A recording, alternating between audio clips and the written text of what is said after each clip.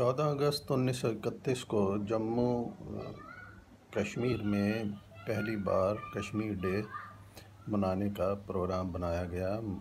ینگز مین مسلم ایسوسی ایشن کے AR صاغر اور دوسرے رفقا اس کے روح رواں تھے۔ پروگرام کے دن AR صاغر صاحب کسی نہ کسی طرح مسجد میں پہنچ گئے، تکبیر کے نعرے گونجنے لگے۔ باہر کھڑا مجسٹریٹ تھوڑا پریشان ہو گیا کہ کیسے اس مجمع کو کنٹرول کرے۔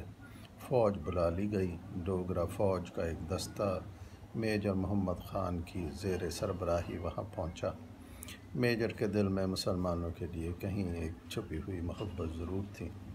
اس نے ڈوگرہ سپاہیوں کو کہا کہ ان کو زخمی نہ کیا جائے نیزے کی نوکوں سے، بلکہ کوشش کی جائے کہ ایسے ہی ان کو ہم ڈسپرس کر دیں، اور یہ تاثر دیا جیسے ڈوگرہ حکومت بھی یہی چاہتی ہے۔ مجمع منتشر ہو گیا، لیکن یہ بات حکمرانوں تک پہنچ گئی کہ میجر محمد خان نے مسلمانوں سے ہمدردی ظاہر کی اور جان بوجھ کر ایکشن نہیں لیا۔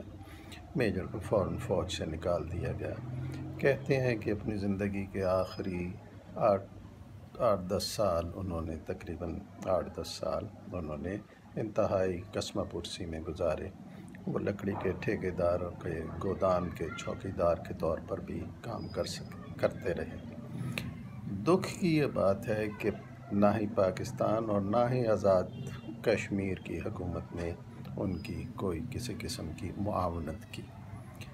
اب اگر ہم تاریخ میں چلے جائیں تو ہم یہ دیکھتے ہیں کہ ہمیں بہت سے ایسے ہیروز نظر آتے ہیں جو ان سنگ رہتے ہیں، جنہوں نے بہت بڑے کارنامے نمایاں سر انجام دیے ہوتے ہیں، لیکن پھر بھی تاریخ میں ان کو کہیں کسی ایک کونے میں جگہ مل جاتی ہے۔ لوگ ان کی باتوں کو زیادہ سیلیبریٹ نہیں کر پاتے۔ وہ سیڑھی کی اس پہلے قدم کی مانند رہ جاتے ہیں جس پر پہلا قدم رکھا جاتا ہے، اور اس کے بعد ہی انسان انتہا پر پہنچ پاتا ہے۔ لہٰذا ہمیں یہ دیکھنا چاہیے کہ کوئی ایک ایسا طریقہ کار بنے جس میں وہ لوگ جو بے لوث خدمت کرتے ہیں ان کے ہم کام آ سکیں۔ ہمیں اپنی زندگیوں میں جھانکنا پڑے گا کہ کیا کوئی ایسا شخص ہے، کوئی ایسا فرد ہے جو ہماری بے لوث ہمارے کام آتا رہا، اور اب ہم یہ دیکھیں کہ کیا ان کو ہماری ضرورت تو نہیں۔ اگر ضرورت ہے تو ہمیں ان کے کام آنا چاہیے۔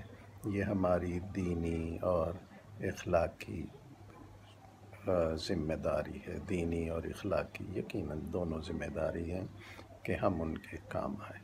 شکریہ۔